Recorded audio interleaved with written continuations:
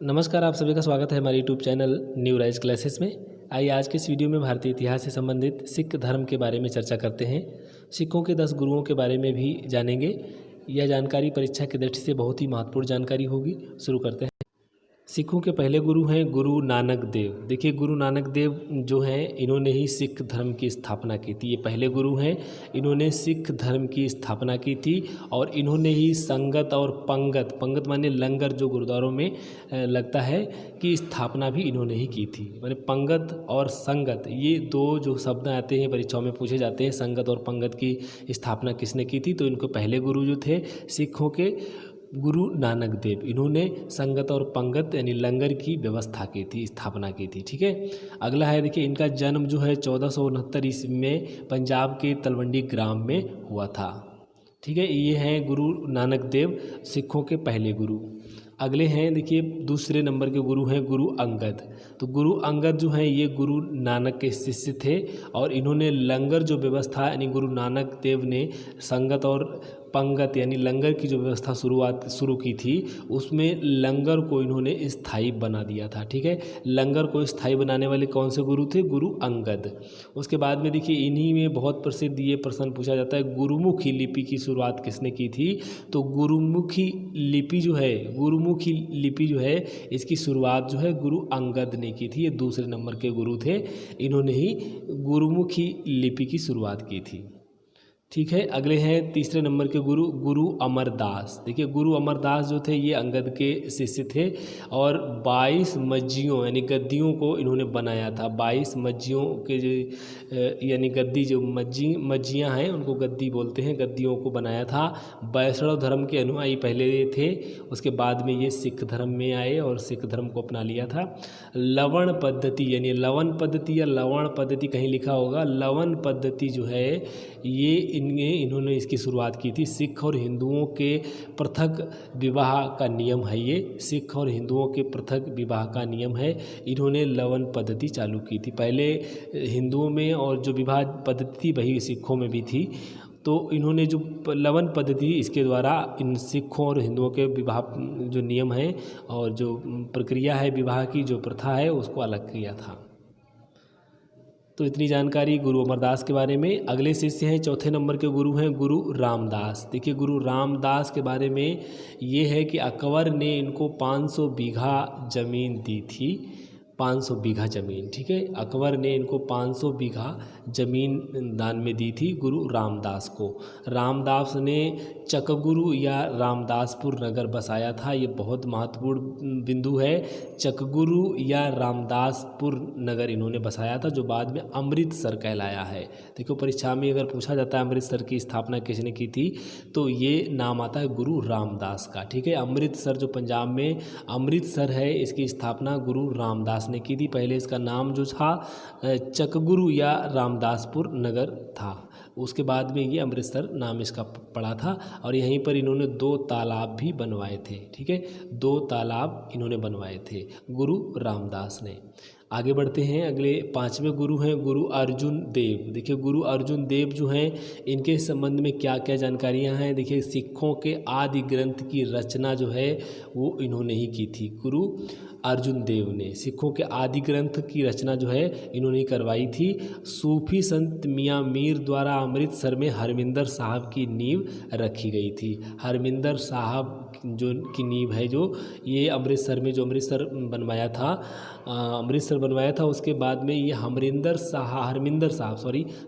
साहब की जो नींव रखी थी, वो अमृतसर में रखी गई थी सूफी संत मियाँ मीर द्वारा। ठीक है, रणजीत सिंह ने हरमिंदर साहिब में, जो हरमिंदर साहिब मंदिर है, वहाँ पर स्वर्ण जड़वाया था, माने सोना लगवाया था और अंग्रेज़ों ने इसे स्वर्ण मंदिर का नाम दिया है। जो स्वर्ण मंदिर है, जो अमृतसर में स्वर्ण मंदिर जो है, उसमें जो सोने लगवाने का काम किया था रणजीत सिंह ने। ठीक है, रणजीत सिंह ने, जो राजा हुए हैं रणजीत सिंह, उन्होंने स्वर्ण उसमें लगवाया था और अंग्रेज़ों ने इसमें स्वर्ण की लगे होने के कारण इसको स्वर्ण मंदिर नाम दिया था।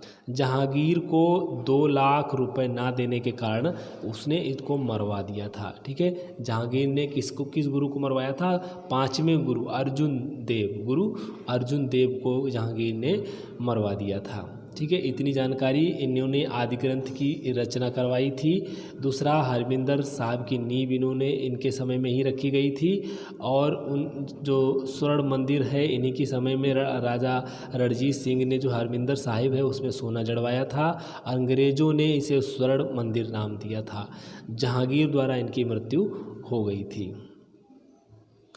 अगले हैं छठवें गुरु हैं गुरु हरगोविंद। तो हरगोविंद इनको कहा जाता है सच्चा बादशाह। देखिए, सच्चा बादशाह किस गुरु को कहा जाता है? तो ये हैं छठवें गुरु, गुरु हरगोविंद। गुरु हरगोविंद को ही सच्चा बादशाह कहा जाता है। सच्चा बादशाह, इन्होंने शस्त्र और बाज धारण किए थे। आप देखते हैं चित्र में जो बाज हाथ पे बैठाए रहते हैं, तो इन्होंने ही मतलब ये छत्र धारण किया था।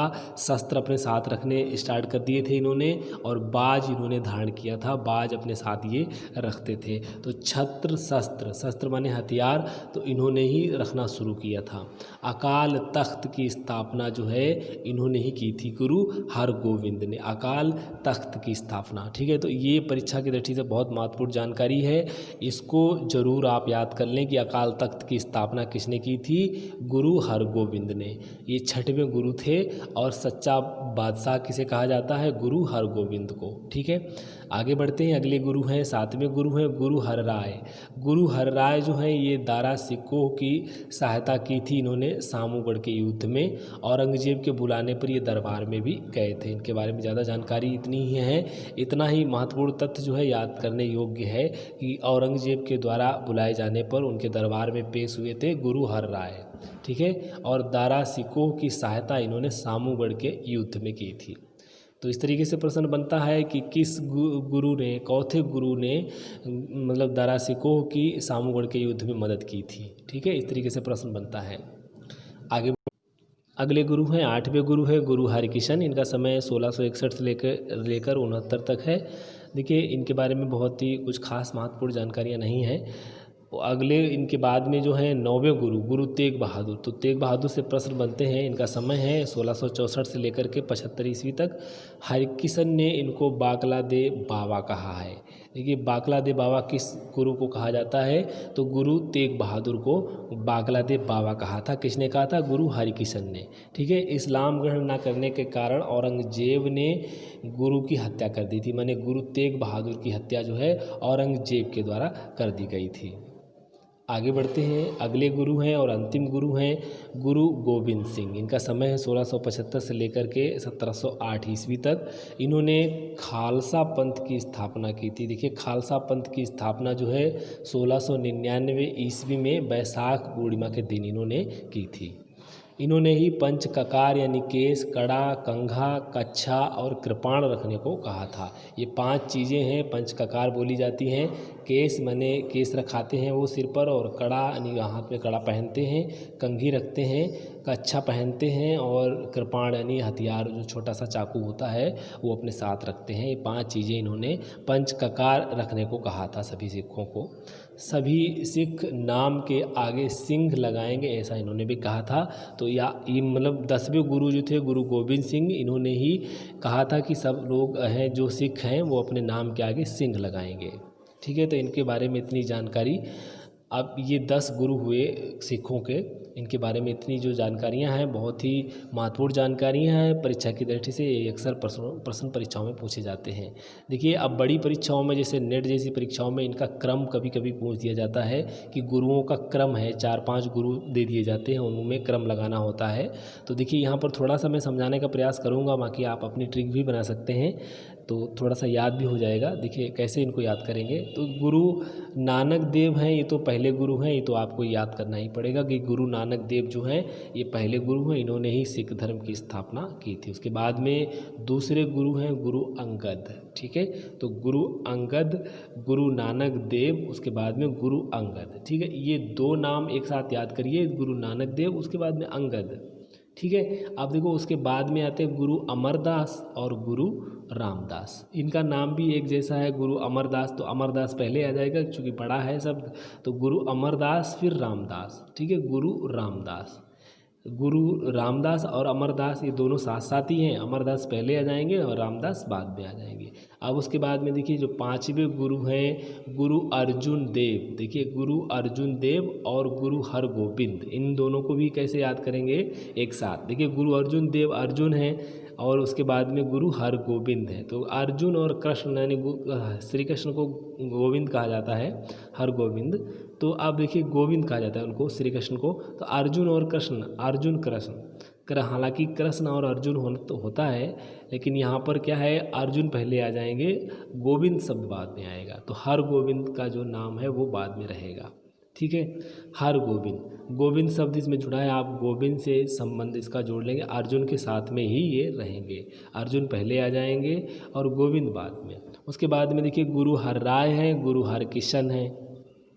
तो इनमें देखिए हर राय हर किशन, तो वहाँ हर जो शब्द लगा है, हर राय और हर किशन, ये दो शब्द साथ साथ रख लीजिए। इनको हर गोविंद में भी हालांकि लगा है, लेकिन अर्जुन के साथ में उसको जोड़ दिया है, बाकी किसी में नहीं है।